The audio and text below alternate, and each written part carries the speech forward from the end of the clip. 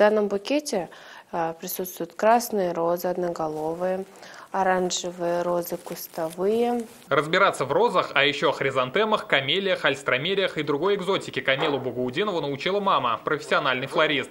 Цветочной композицией девушка занимается с 10 лет. Теперь все знания ей предстоит применить на практике. В мае Камилу ждет национальный чемпионат. Видишь перед собой цветы, и, как правило, нужно знать, должны быть знания, как сочетать их по формам, по цвету. И тогда уже, когда видишь цветы, приходит вдохновление.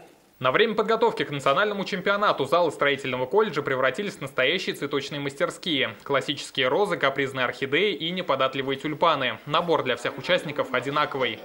Чтобы собрать, например, вот такой букет, у участников на чемпионате WorldSkills будет 2 часа. И сделать это они должны без ошибок. У экспертов много требований к работам. Например, специалисты оценивают композицию, длину и форму букета. Необычный подход во всем, в работе и даже во внешности. Секретами успеха и победным опытом делится Анастасия Вашурина. Она золотой призер прошлогоднего национального чемпионата в Южно-Сахалинске по флористике. В мае выступит в качестве эксперта. Очень необычная компетенция, очень яркая.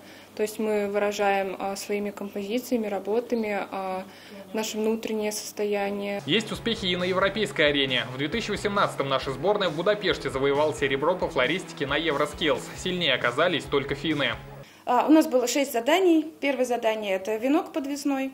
Второе задание – композиция из срезанных растений с использованием горшечных растений. Третье задание – это букет в подарок невесте.